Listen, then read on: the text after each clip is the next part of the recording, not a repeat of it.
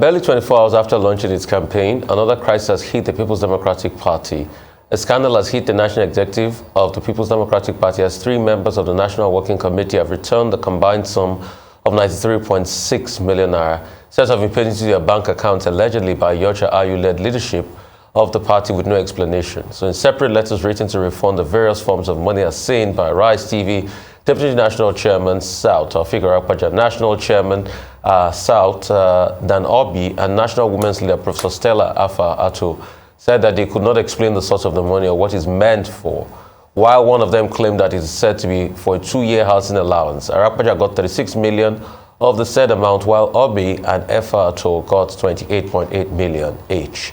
The development is on the heels of an alarm raised on Wednesday by a party member that a scandal was brewing to embarrass the party's national chairman, Ayu, and ultimately the presidential candidate, Atiku Abubakar. So joining us now from our Abuja studios, former National Director of Publicity, Kola Ologbondiyan. Great to have you. The last time you were here, you said every problem will be relatively solved. You know, things will get better. But it looks as though things are not getting better in the PDP. It is one day, one scandal. It's like a scene from a Hadley Chase movie, a novel now. What do you say about all of this? Thank you very much, Rufai. I was the National Publicity Secretary of the People's National Publicity Secretary. Thanks for the correction, sir. Thank you, sir. Thank you very much, Rufai. Good morning. And good morning, Nigerians. Well, we believe that things are getting better in the People's Democratic Party. What has happened, which has become a point of reference by you, is an aside as far as we are concerned. We have inaugurated the Presidential Campaign Council, and as we speak, the Presidential Campaign Council has had its first assignment yesterday.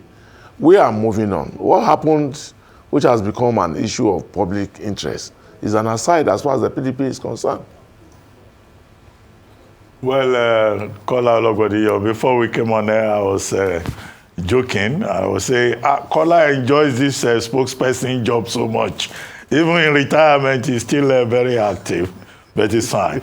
It shows that you are a very loyal party member. But tell us about this money that is flying around. Some people have collected 38 million, some have collected 26 million. The real total, reported by the papers, is over 100 million naira, purportedly put into people's accounts. You were a member of the National Working Committee, and we're told this is rent, deposit, and all of that. Okay, tell us, is it standard practice to just put money into the accounts of members of the National Working Committee, based on your experience?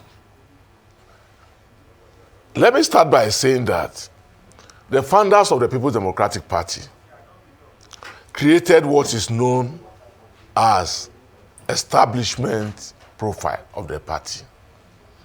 And this establishment rule contains the structure of the party and what members can do and what they cannot do. It's just a rule guiding the party structure outside the constitution of the party. And it is also good to understand that party leaders who are officers of the party have no salaries.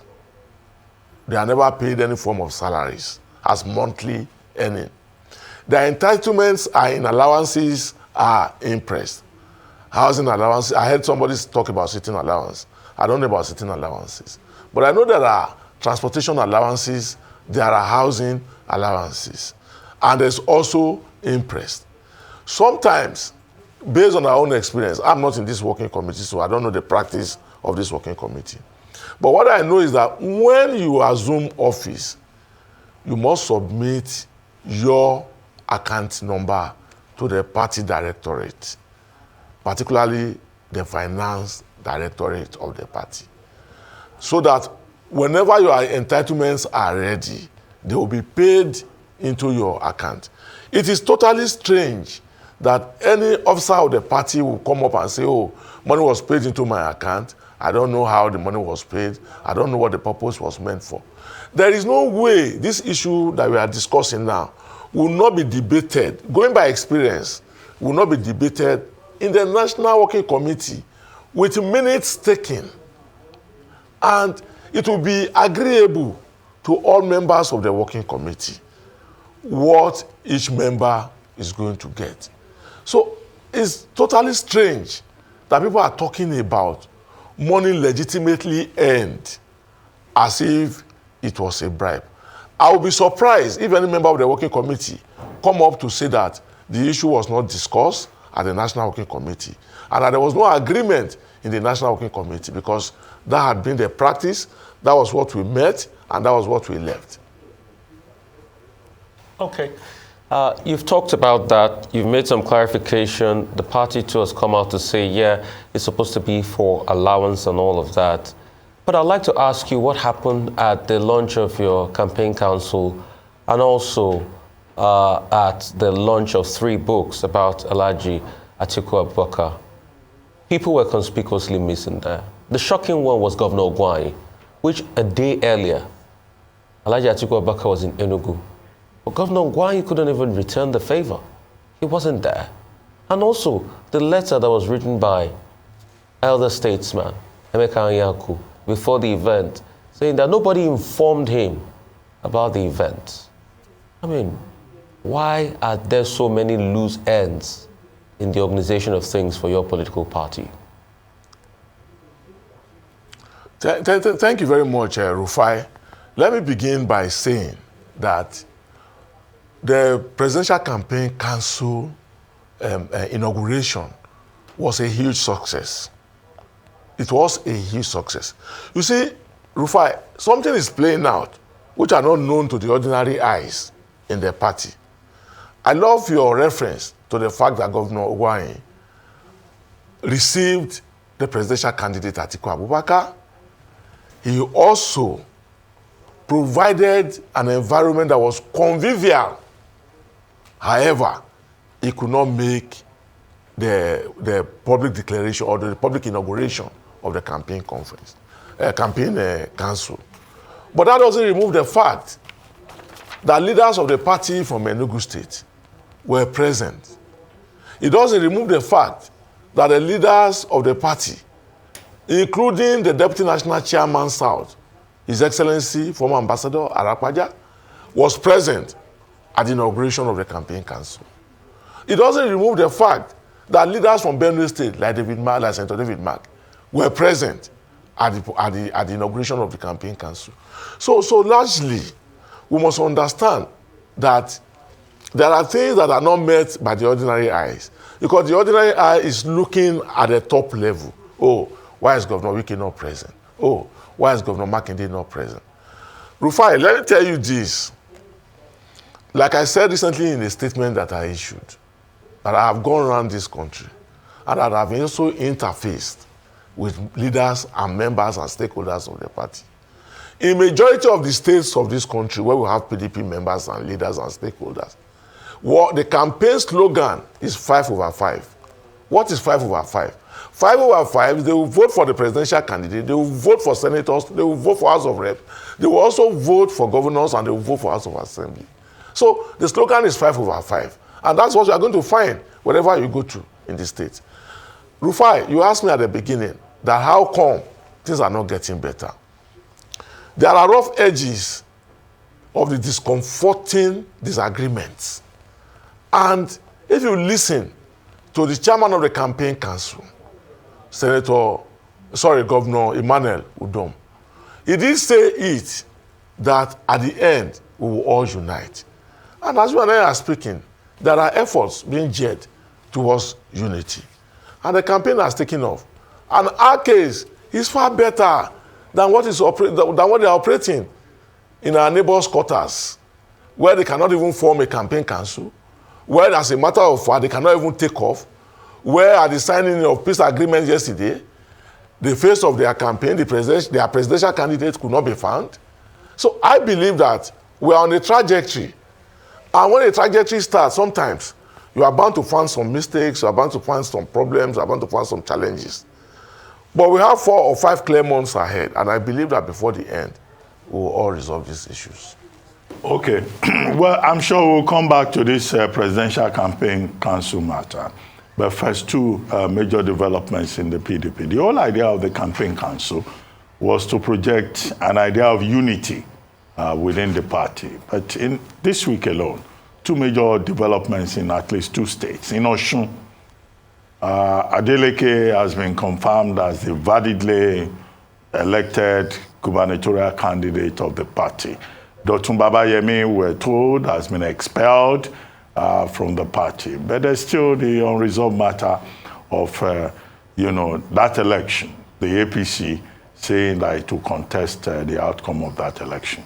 What's your take on the Supreme Court decision on the validity of Adeleke's candidacy on the platform of the PDP? And then in Ogun State, as in 2019, is again in turmoil within the PDP. Two cases, cancelling, and both of them, the court reaching a decision to cancel the primaries conducted by the PDP in that state.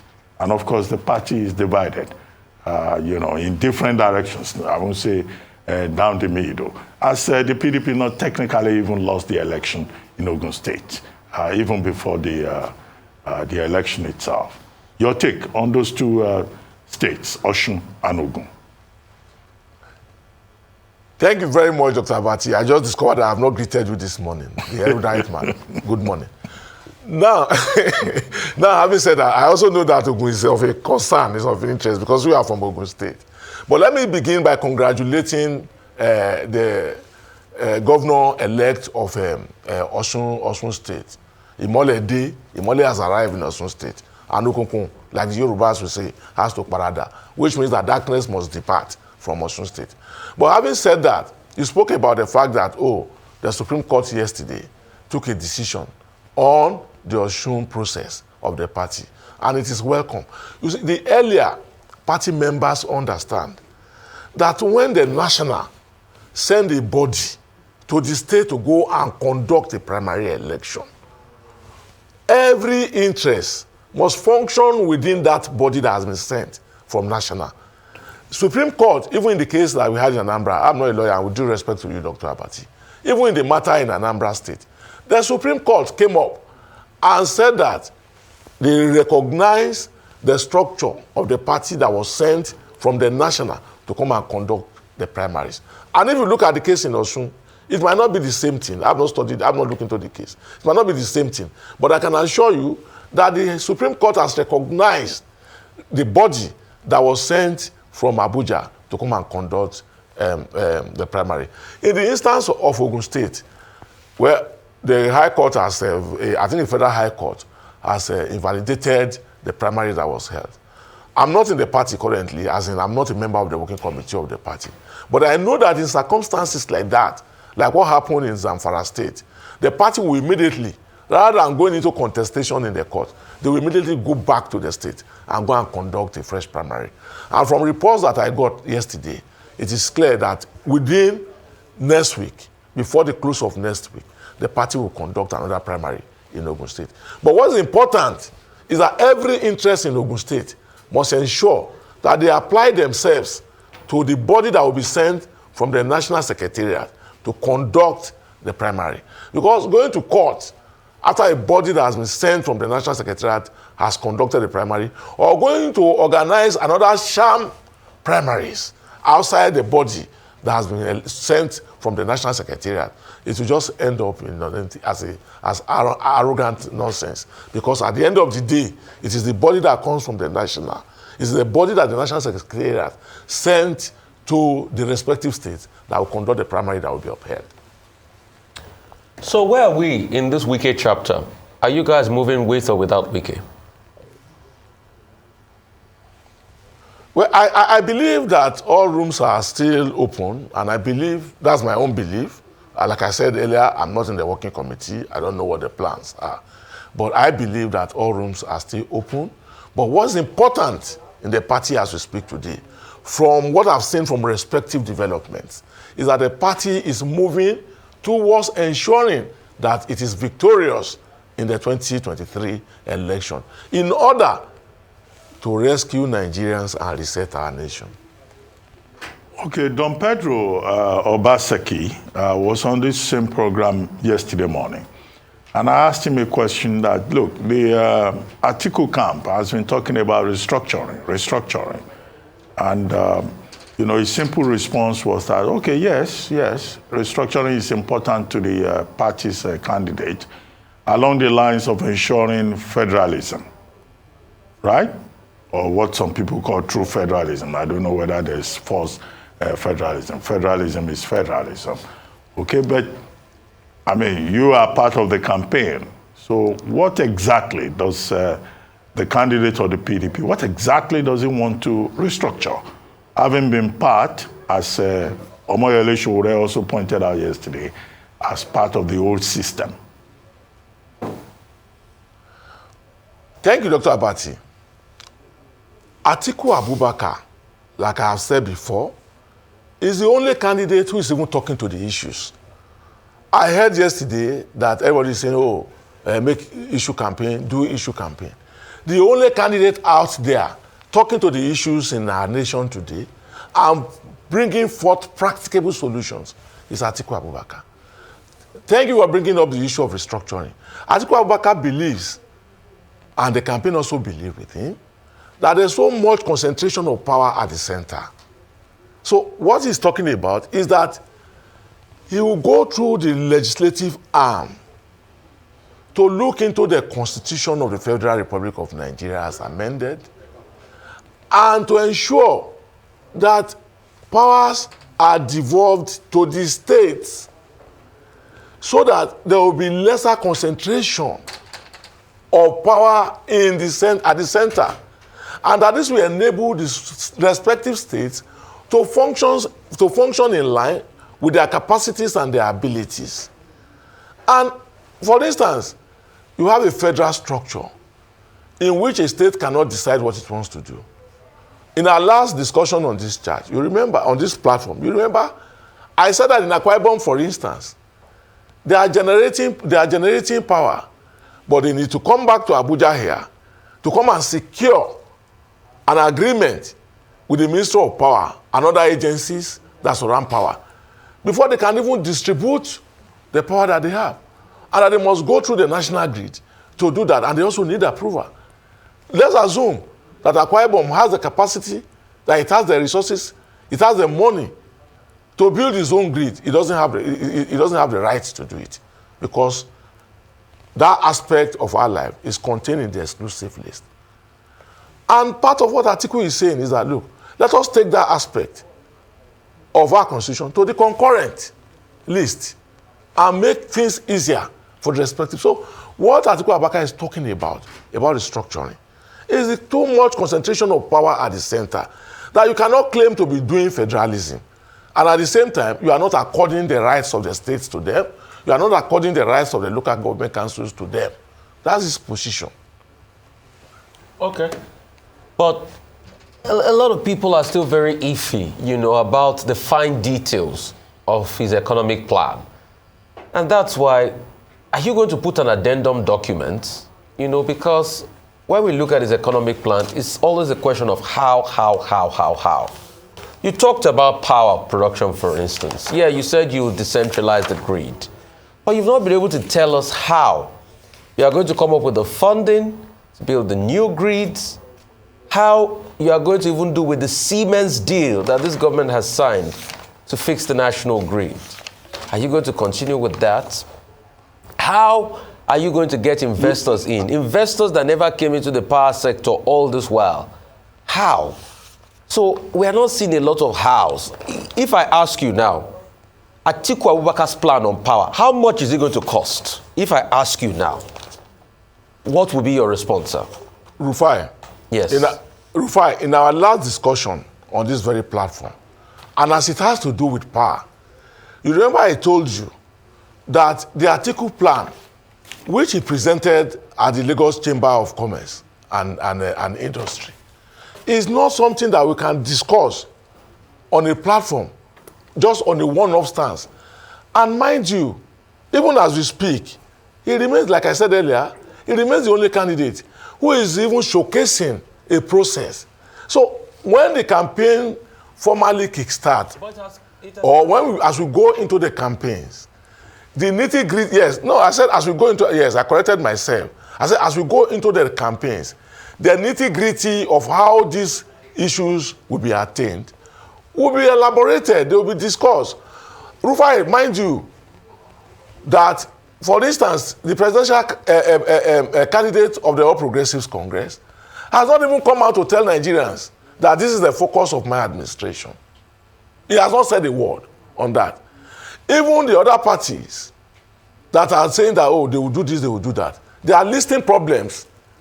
There are no solutions. I agree, and you remember that in one of our encounters on this platform, I was the one who spoke to the House. And I said that Atiku is the only one who is speaking to the processes, to the problems, to the challenges, and also saying that we can resolve it this way or that way. We're talking about power. If a man says that, oh, okay, I will take the issue of power from the exclusive to the concurrent, you cannot immediately have the picture of what the states, because it will be a function of the respective states. We must agree to that first and foremost. Because we have agreed also earlier on that it will lessen the burden at the center. So it will be the function of the respective states to look at their needs in respect of power and to also determine how much of this power they can fund, how much they can carry of it. Dr. Abati asked me a question about restructuring.